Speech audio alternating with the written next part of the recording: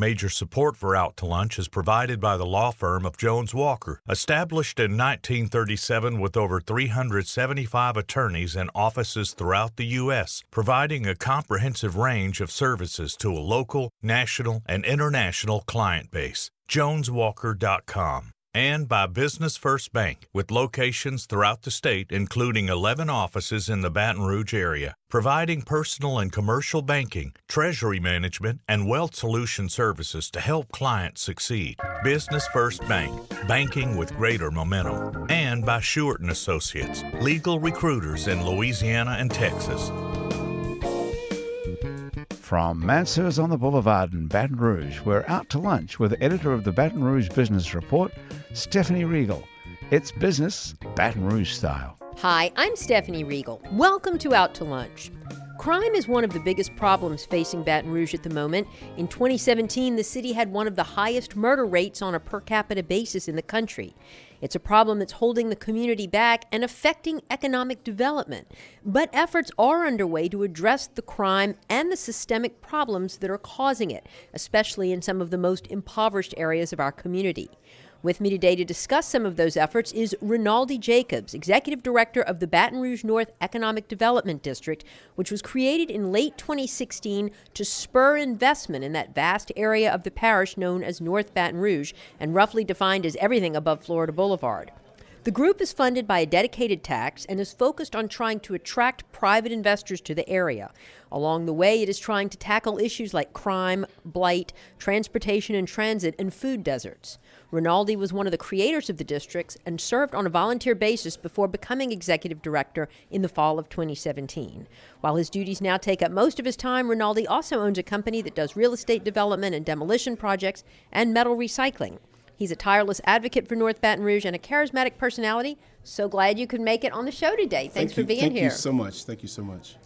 Addressing the crime issue from a different perspective is Kelly Leduff, owner of Open Eyes, a company that provides safety training, safety systems, and other safety services to clients in and around Baton Rouge, and in fact, the whole country. The firm started out providing self-defense training to businesses and individuals, only to women at first. It has since grown to provide a much broader array of services. Recently, it parented with a company called Blue Point Technology to install emergency alert systems in public buildings. They look just like those red fire alert boxes, except they're blue, and they provide a rapid alert to local law enforcement agencies. Kelly is a former railroad conductor turned entrepreneur who started several small businesses in Baton Rouge. He formed Open Eyes in 2009 with his father, former Baton Rouge Police Chief Jeff Leduff, who brings more than 30 years of law enforcement experience to the venture. Kelly, it's a pleasure to have you here with us. Thank you so much. Welcome to Out to Lunch. Well, Rinaldi, I started out talking about crime because that, unfortunately, is what many people in South Baton Rouge think of when they think about North Baton Rouge. But really, as you're always pointing out, that's not the story of North Baton Rouge, and there's so much more there and so many bigger issues to address besides the crime that you all are really focused on. We are one Baton Rouge. Let me just say that first of all, because if I get robbed near LSU, I've been robbed near LSU. If I get robbed near Southern University, I got robbed near Southern University. So it is not a North Baton Rouge. It's not just a South Baton Rouge. We are one Baton Rouge. So, we want to keep things within the perspective. As an example of crime, one of the gentlemen, there have been two gentlemen here recently who've been serial killers. Right. They weren't out of North Baton Rouge. They did their crimes, one in the Zachary area, and one of them in South Baton Rouge near LSU with the young man that was killed, the dishwasher from Louis. So crime is, there are some elevated levels in North Baton Rouge, but also we are working very, very hard to address, like you said, the systemic underlying issues that cause crime. If I were to pull out my gun right now, which I don't own a firearm, and kill everybody in this room, there's not a cop that could stop that right now. In a lot of crimes, I asked the incoming chief and some of the current police officers, what are the most controversial or what are the elevated levels of crime? Is it domestic violence? Yes.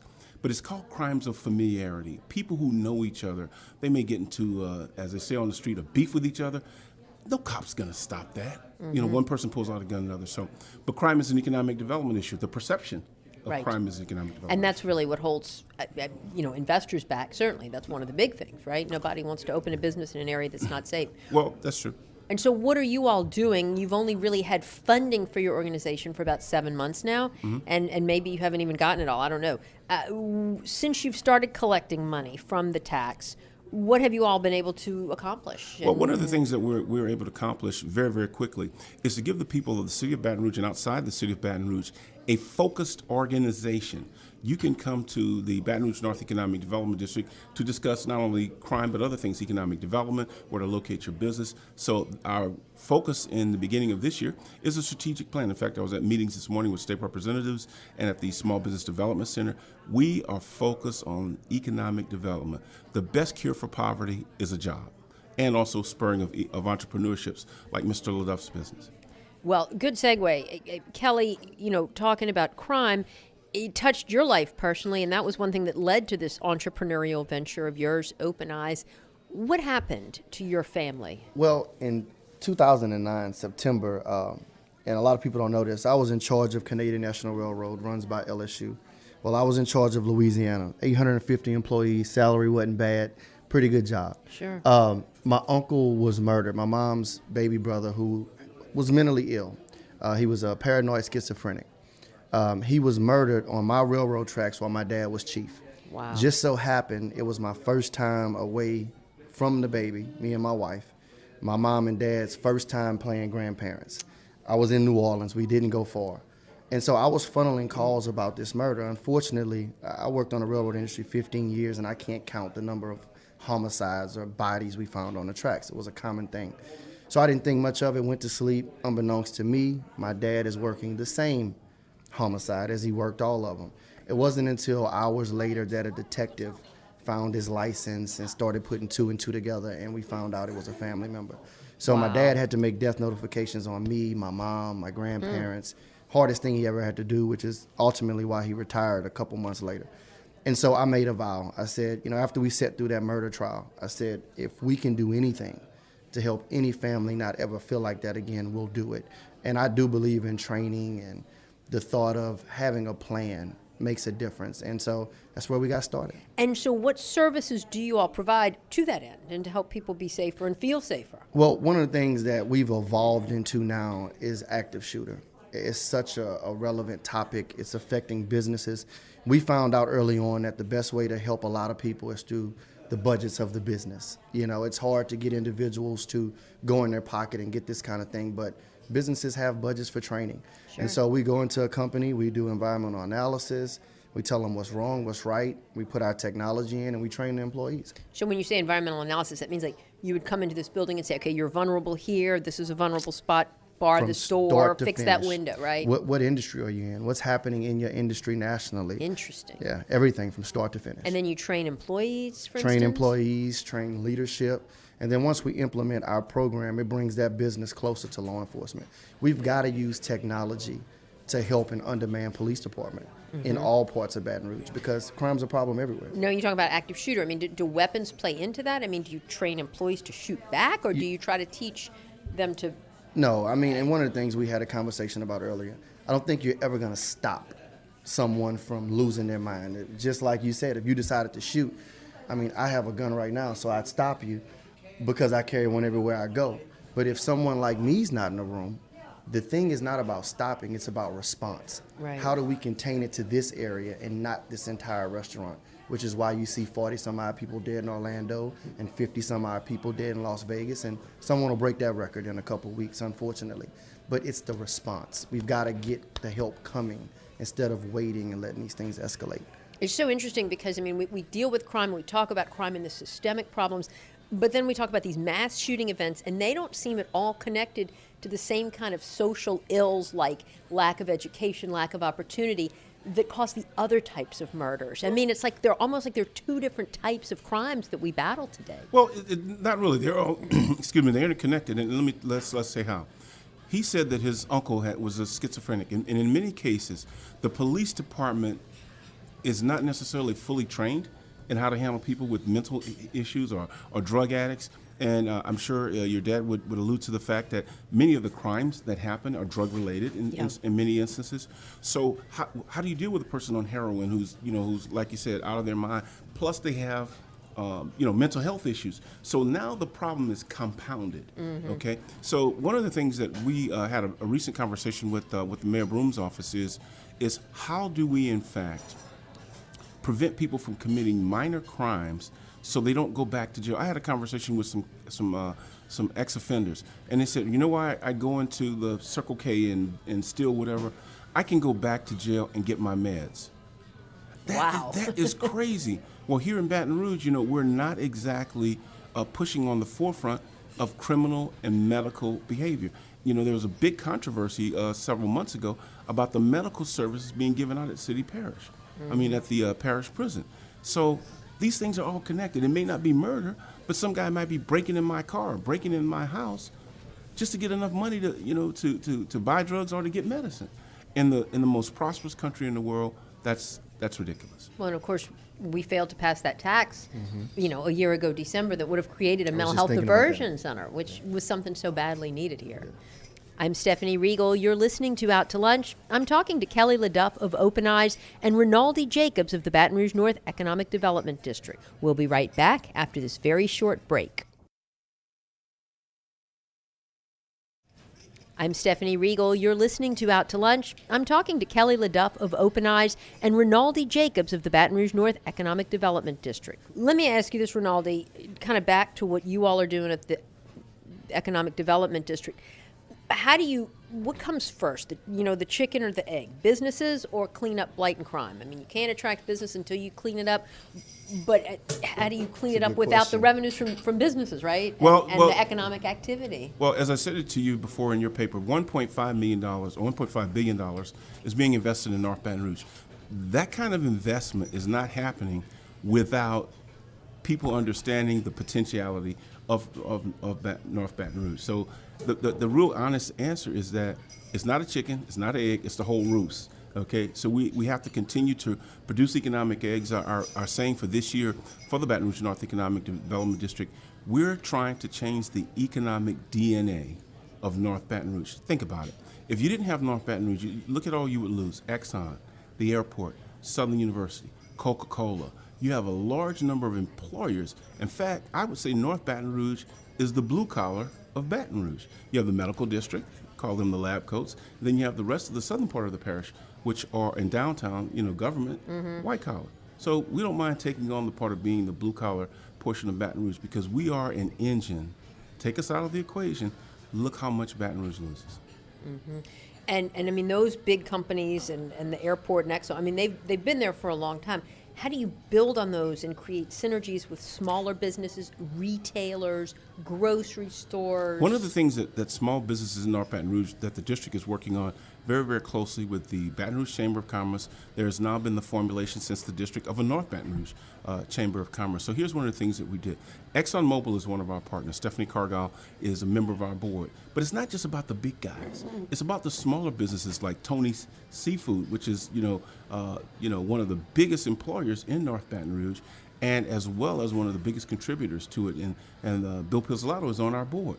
So the board and the commission of the Baton Rouge North Economic Development District has a strata, not just the large companies, but also small business owners like Danny Harper, who owns an Allstate agency, got flooded out but stayed in North Baton Rouge, is now opening a Chinese pizza at the corner of Plank Road and Hooper. So the district is working with small, large, and medium-sized businesses. Also, we're working on job training, okay, because you have to have a prepared workforce. As I said earlier, the best cure for poverty is a job, and we're working with the school system to help make sure, for example, Dr. Jackie Mims, who's a former school board member, she really presses the point about bringing Astruma back. And Astruma has such a rich history. Sure. Woody Jenkins and Dr. Mims, boy, that's two sides of the spectrum. That's great. Kelly, your business is a small business, but it's growing rapidly. How big are y'all now? You're traveling around the country. Yeah, so on our presentation side and the training, we're all over the world. We've got really something all over to the do. world. You've done international training. Yeah, we'll be in Dubai in February. Okay. But on our product side, when we met our partners up north, the thing that we wanted most, the product wasn't where it is now. We helped them get it to that point. What we wanted was Texas to Florida and everything in between. And when we're talking about the product, we're talking about those alert. It is the same thing. The same thing that a red fire pull tab does for fire. This blue one says police and does for police, except more because it's tied into a mass notification system. So if we had one here, I could pull it on the wall. Every law enforcement officer in this district would get an alert on their phone saying there's an emergency here. That takes 7 to 10 seconds. And then in that text message, they'll get a map. It'll show where the device was pulled, and then from their phones, they can see the cameras on the way. So, and we still have what I call the old way. It's going to call a monitoring company that's going to dispatch law enforcement. But there's so much more at play with this technology. And this is just one division of your company. Yeah, this is just one division. So what I always like to say, we never want to have a large company. I want a large network. Okay. So we've got contractors that install stuff, in the hundreds across the South. And businesses, I've got salespeople. Here in Baton Rouge, we've got about 10 to 15 people we work with every day at our office, but I want to keep it that way. We want to grow here. I'm on the board for Employee BR. I'm passionate about our youth and young adult, 18 to 25, and some things that we can do, and I think it's going to happen in our programming phase, because wherever we do a job, it all happens here in Baton Rouge, and then we send it to where we install. So I think we have some options to grow. How do you get these boxes into businesses? Is your goal to have them in every public building in your territory from Texas to Florida? I can tell you right now, our first client here was Cajun. Just so happened Industries on airline. We were doing an environmental analysis for Todd and Mike and those over there, and we signed the deal on this product midway. And to their credit, we presented it to them, and they said, if it's going to help our employees, let's do it. And so we did it. And so from there, it becomes word of mouth. And now we're working with Superintendent Drake. We just gifted a system to McKinley High that we're putting in week after next. We're doing an apartments. I just came from an installation. We're doing an apartment in North Baton Rouge now. Love you already. Yeah, Ardendale Oaks. Ardendale, sure. Yeah, and Mr. Dave over there has been great. $12 million he spent on that facility. And I laugh, he has a marketing company. He used to be the nicest apartments in North Baton Rouge. Now he calls it mid-city. He's not calling it North Baton Rouge anymore, because if you think about it, he's in the middle of Baton Rouge. But he's proud to be in North Baton Rouge, and he wanted the product. So anything from an apartment to a funeral home to, we're working at Southern. We've done stuff with LSU, hospitals, casinos, and everybody. it ties into the Baton Rouge Police Department or to the Sheriff's Office or just to the 911 center? Whoever's in your district. See, people don't realize this. 911 was a product years ago. A group of inventors and technology folks said, regardless of where you stand, I know right here I need to call 389-2000.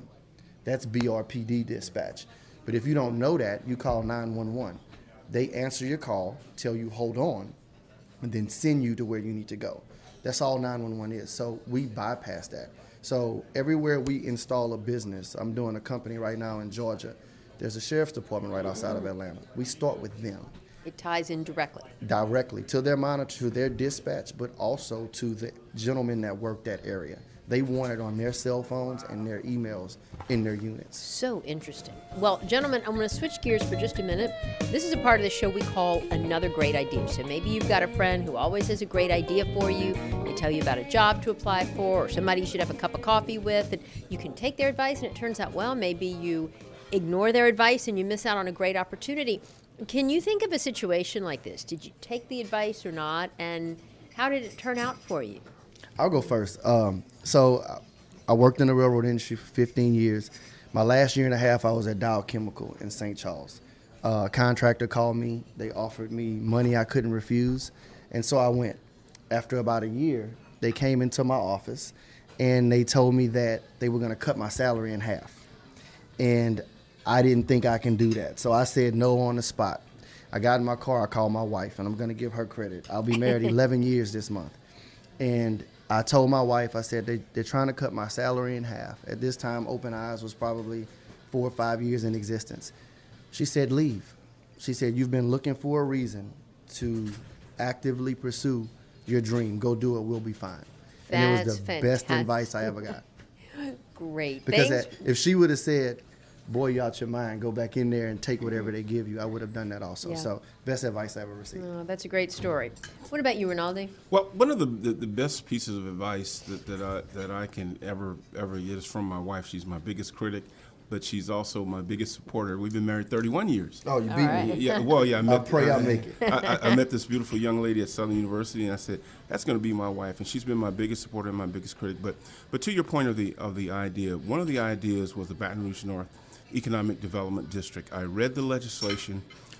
I've been hearing about these very jangling discords of silos, and I said, I went to Senator Barrow. I said, if you'll give me 2 years, I'll make sure we get this district up, running, and funded. She said, oh, it's going to take 5 to 7 years.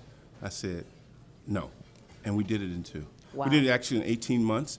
The initial legislation was passed in 2015, and then thereafter we came back the next year, expanded the legislation to include more inclusive things, and the hotel motel tax. We helped to draft that legislation, which in fact has been spun off and piggybacked for the downtown hotels throughout the rest of the parish. So already North Baton Rouge is having an impact because our tax passed by 10% of the vote. Unfortunately, the River Center and all that it didn't pass, but it did pass the second time. So the genesis of all these hotels around the airport and in North Baton Rouge, why are they building these hotels?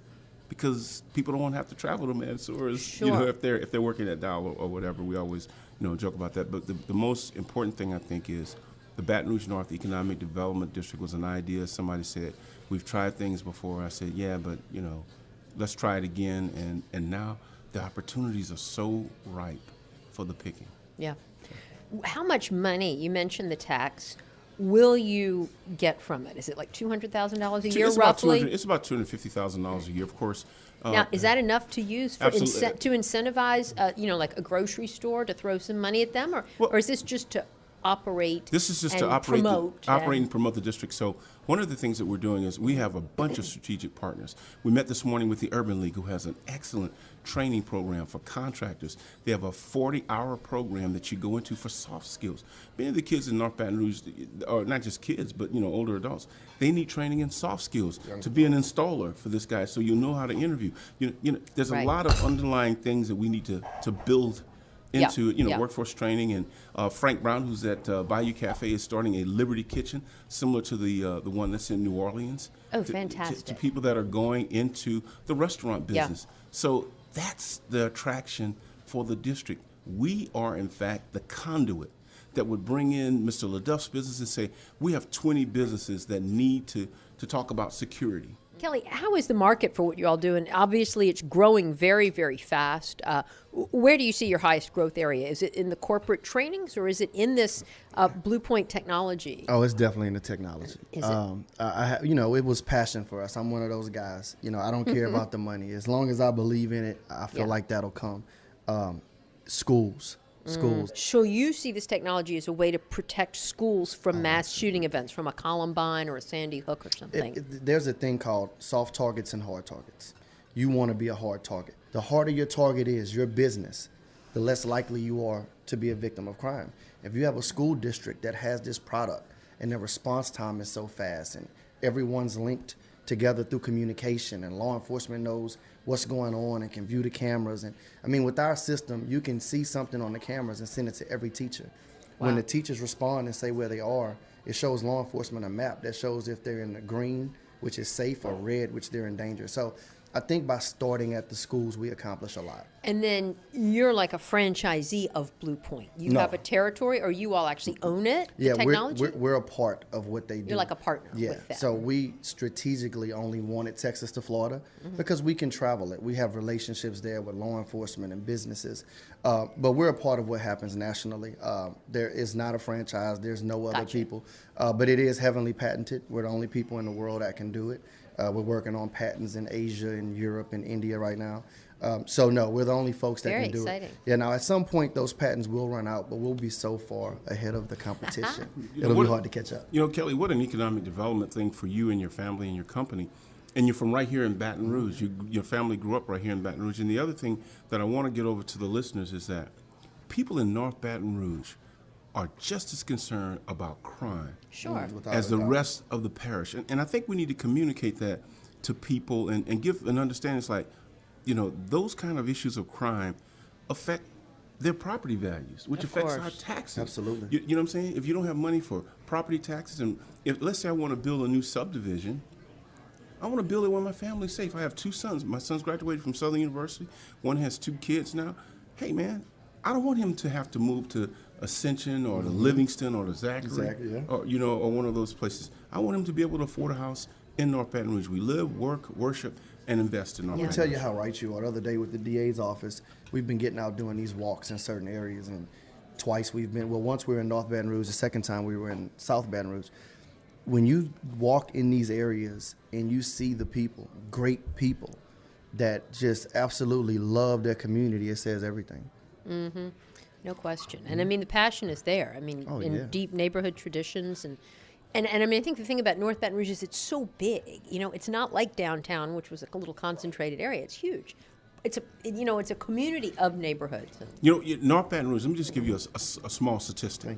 If North Baton Rouge were a city, okay, right now, we would be the 6th largest city in the state of Louisiana, having nearly 100,000 people, covering nearly 30 square miles of space. Wow. And we People have don't realize that. Yeah, no I question. didn't know that. And we have a $260,000 budget to do economic development. If you look at our land mass, and we have the largest employers in the parish, Exxon, the airport, Southern University. So if we were a city, we would have our own BRCC campuses. We would have Southern University. We have our own airport.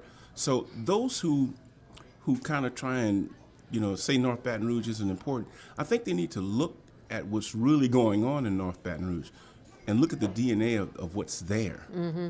And so we're working on issues like medical facilities. We field phone calls at the district. How can we expand medical facilities in North Baton Rouge? I'm not talking about the emergency room, because we want to catch people before they get to the emergency room. And we're going to work with LSU on prevention. Sure. Prevention of crime, prevention of things. So, and Chief, I mean, you would like to have you and your dad, Kelly, to, talk to businesses in North Baton Rouge.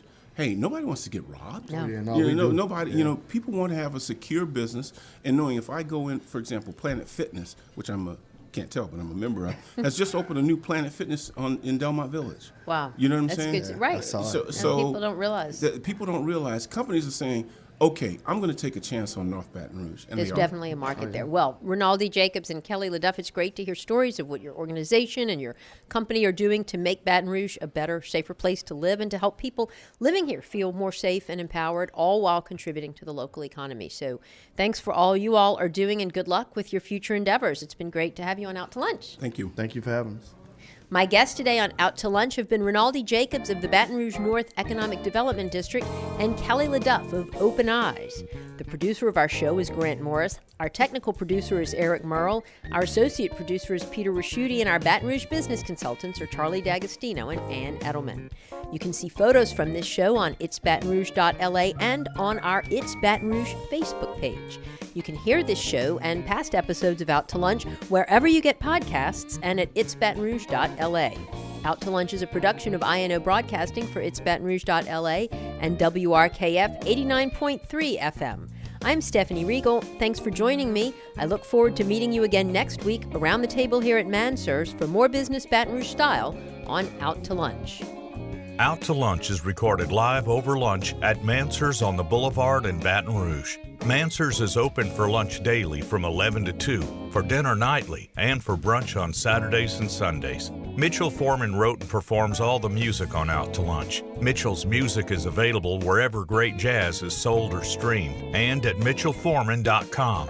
Major support for Out to Lunch is provided by the law firm of Jones Walker, established in 1937 with over 375 attorneys and offices throughout the U.S., providing a comprehensive range of services to a local, national, and international client base. JonesWalker.com. And by Business First Bank, with locations throughout the state, including 11 offices in the Baton Rouge area, providing personal and commercial banking, treasury management, and wealth solution services to help clients succeed. Business First Bank, banking with greater momentum. And by Shewart & Associates, legal recruiters in Louisiana and Texas.